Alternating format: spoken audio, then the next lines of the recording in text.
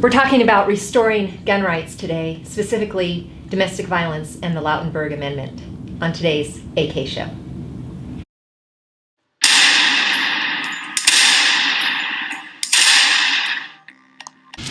I'm Alex Kincaid, and as many of you know, I have a fairly heavy caseload with respect to helping people restore their gun rights. And it gives me great pleasure to help people in that respect.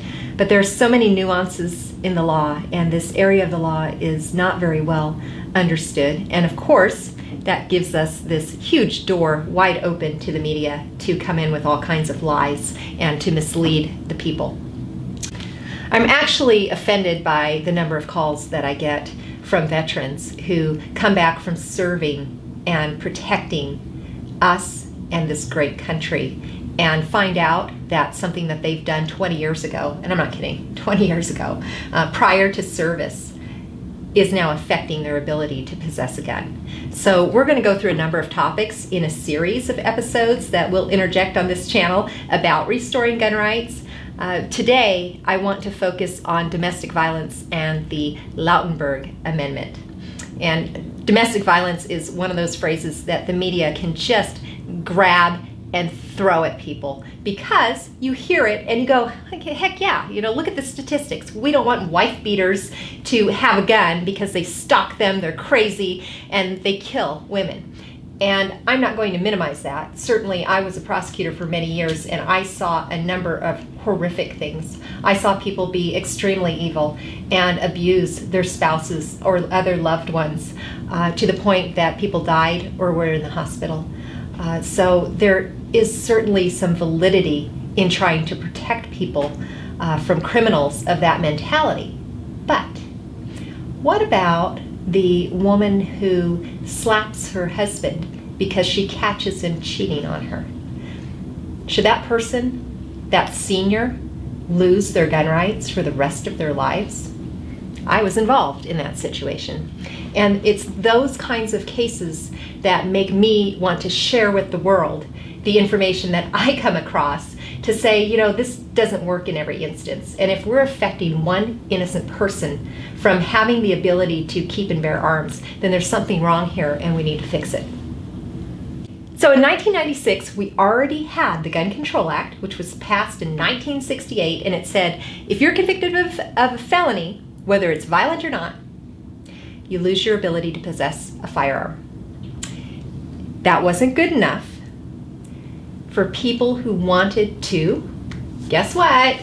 That famous phrase was alive and well in 1996, close a dangerous loophole. And the loophole was for people who committed a misdemeanor crime of domestic violence. So Congress passed what was called the Lautenberg Amendment, and that amendment, I'm actually going to read it to you, it prohibits people from having a firearm if they have committed a crime under federal, state, or tribal law, and that crime has, as an element, the use or attempted use of physical force or the threatened use of a deadly weapon committed by a current or former spouse, parent, or guardian of the victim, by a person with whom the victim shares a child in common, by a person who is cohabiting with or has cohabited with the victim as a spouse, parent, or guardian, or by a person similarly situated to a spouse, parent, or guardian of the victim. And there's some key phrases in there because the person has to have been convicted. It has to have an element of physical force, and the victim has to be one of these people that's defined in that statute. So, this law captured everyone who falls into those categories, whether they committed the crime prior to 1996 or after. They probably weren't advised that they were going to lose their gun rights for the rest of their lives, which is typically what happens with a misdemeanor, and I'm going to tell you why. One of the important words in that statute is the word convicted, and there's a special part of this federal law that says a person is not convicted if the conviction has been expunged or set aside, or is an offense for which the person has been pardoned or has had civil rights restored if the law of the applicable jurisdiction provides for the loss of civil rights under such an offense. Okay, so now we have a lot of words here with this exception, right? Sounds good. If you get a pardon, if your conviction is set aside, you're okay because you're going to get your gun rights back. Well, federal law defines these criteria very firmly, and an expungement has to actually reverse the conviction. Not all states do that. So we're finding people who have been convicted of a misdemeanor will never, ever, ever get their gun rights restored, whereas people who have been convicted of a felony, even a violent felony, a felony assault, can get their gun rights restored. There's something wrong with this current situation. And one of the reasons is that federal law says that in order to have your rights restored, you must have had your rights taken away. Most states don't take the core group of rights away from someone who's convicted of a misdemeanor. You can still vote if you have a misdemeanor conviction. You can still serve on a jury. It's only felons who lose those rights. And so what this setup has done is it has caused people who have one conviction, like this lady I mentioned in the beginning, slaps her husband, gets a conviction in the great state of California for offensive touching, and now has lost her gun rights for the rest of her life. And was there any injury to the husband? No. I read the police report. Nothing. But she can no longer have a gun to defend herself. You know, complete lack of common sense in the way that this statute is playing out. So, easier for felons to get gun rights back than people who have committed a misdemeanor under this law. And one of the other crazy things that has come up is a United States Supreme Court decision that says, what constitutes physical force? So remember when I read the definition to you and I said the charge to be a domestic violence charge has to have as an element of the crime physical force. Well, in United States versus Castleman, Justice Sotomayor wrote an opinion for the majority of the court that said that use of physical force as used in the federal statute and many state statutes includes offensive touching, which includes hitting, slapping, shoving, grabbing, pinching, biting, hair pulling. Any unwanted contact constitutes physical force, whether there's injury or not.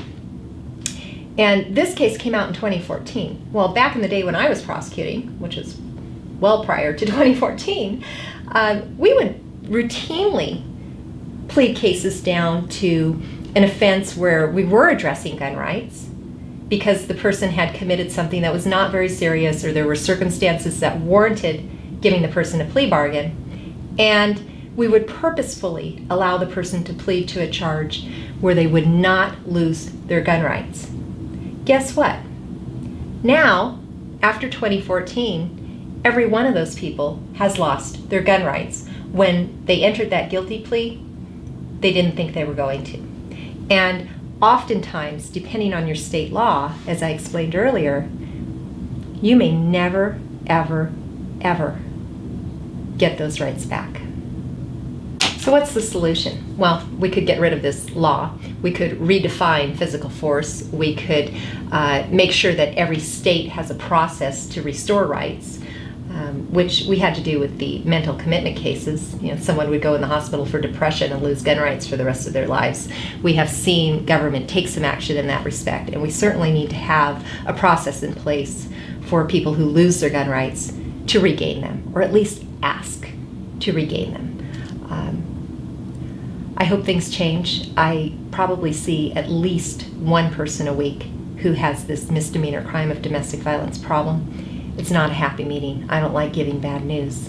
But depending on what state's laws will apply to your situation, you may or may not, for a misdemeanor crime, be able to restore your gun rights. I'm Alex Kincaid. Thanks for watching The AK Show. As you know, I do what I can to help support the veterans in our community. One organization that I am heavily involved with is the Hidden Hollow Horse Rescue that pairs veterans with horses, and we are having a special dinner event in August at the Warhawk Air Museum in Nampa, Idaho, to honor our veterans. Our guest of honor this year is a World War II veteran who served in General Patton's 3rd Army. He's in his 90s, of course, but he is alive and well and excited to meet people and speak about his experiences both in war and with horses. So we'll be interviewing him later on, and we'll share some of that information with you. Check out the website in our notes below the video, and we hope to see you there. This is Alex A.K. Kincaid, and thank you for watching the AK Show.